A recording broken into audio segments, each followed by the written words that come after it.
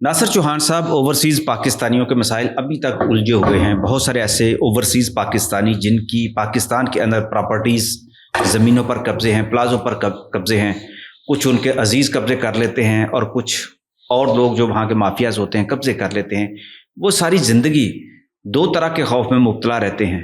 ایک تو یہ کہ وہ پاکستان آتے ہوئے اس لیے بھی ڈر جاتے ہیں کہ ان کو ڈرا دیا جاتا ہے اگر آ کے آپ نے اس طرح کا حق مانگا. اگر وہ پاکستان میں آ جاتے ہیں تو پھر بھی ان کا کوئی تحفظ نہیں ہوتا. یہ اوورسیز پاکستانی اپنی زمینوں کے مالک کیسے بن سکتے ہیں کہ ان کو ان کی زمینیں واپس مل جائیں؟ یہ جو قبضہ چھڑوانے کا جو نظام آیا ہے یہ ان کی مدد کر سکتا ہے؟ یہ بالکل 100% ان کی مدد کرے گا لیکن اس کے لیے پروسیجر ہے. اس کا طریقہ کار یہ ہے کہ وہ اوورسیز کمیشن بنا ہوا ہے سی ایم آفس کے اندر. ایک تو ان کے پاس طریقہ کار یہ ہے کہ وہ اپنے اس کمیشن کے ذریعے بھی اپلیکیشن دے سکتے ہیں. دوسرا طریقہ یہ ہے کہ وہ اپنے کسی عزیز کو اس کی اٹارنی جو ہے وہ مقرر کر سکتے ہیں. وہ جب اسپیشل پاور اٹارنی کسی کو دیں گے تو وہ بندہ جو ہے وہ اٹارنی کی بیس کے اوپر جو ہے وہ ADCR کو اپلیکیشن دے سکتا ہے کہ جی یہ دیکھیں ہماری ثبوت ملکیت ہے، یہ ہمارا خسرہ ہے، یہ گرداوری ہے، یہ جو ہے وہ ہماری خاتونی ہے، لیکن ٹھوس شواہد کے ساتھ. ہوا میں بات نہیں کرنی، ادروائز جو ہے وہ اس کا پھر فائدہ کوئی نہیں. الٹا آپ جو ہے وہ اس میں پھنس سکتے ہیں. آپ کے اوپر جو ہے وہ ریورس سال تک لوگوں نے اپنی اپلیکیشنز دی ہوتی ہیں. وہ اس کا نظام ابھی جو ہے وہ اس کو لوگوں کو آزمانا چاہیے. یہ جو نظام آیا ہے، یہ جو قانون آیا ہے، اس کو ضرور دیکھنا چاہیے. اس کے اوپر جو ہے وہ آپ اپلیکیشن اس پورٹل پہ دیتے ہیں یا آپ ڈائریکٹلی جو ہے وہ ہاں ایک اور چیز یہ کہ سب سے زیادہ جو ابھی لوگ اپلیکیشنز دے رہے ہیں وہ پورٹل پہ دے رہے ہیں. اور یہ پورٹل پہ اپلیکیشن آپ نے نہیں دینی، یہ آپ نے بائی ہینڈ جا کے دینی ہے. پھر جو ہے وہ کمیٹی جو ہے اس کے اوپر جو ہے وہ ڈیسیژن لینا ہے. تو لیکن اگر پورٹل پہ دیتے ہیں تو کیا پرابلم ہے؟ پورٹل پہ دیتے ہیں تو وہ پورٹل کے اوپر تو اتنی ہزاروں اپلیکیشنز پڑی ہیں، لاکھوں اپلیکیشنز پڑی ہیں، تو اس کے اوپر اس کا ٹائم آنا ہے، پھر وہ سالوں بعد ہی آنا ہے.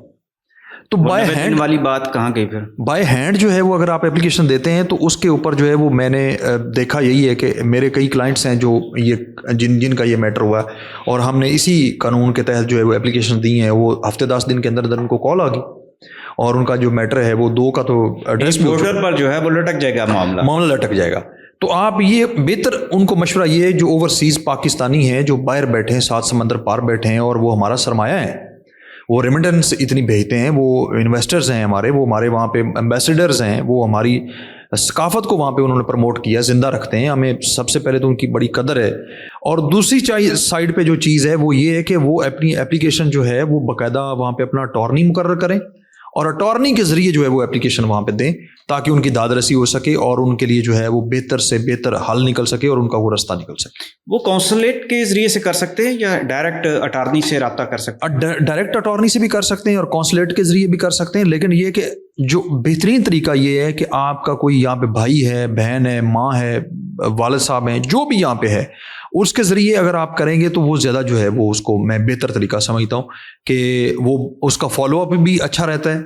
اور بہت سارے اوورسیز تو یہ کہتے ہیں کہ ان کے بہن بھائیوں یا بہنوئی نے یا کسی عزیز رشتہ دار نے قبضہ کر لیا تو کیا کریں؟ وہ کوئی بات نہیں ہے، قبضے ہوتے ہیں، وہ تو ٹھیک بات ہے، قبضہ تو قبضہ ہے.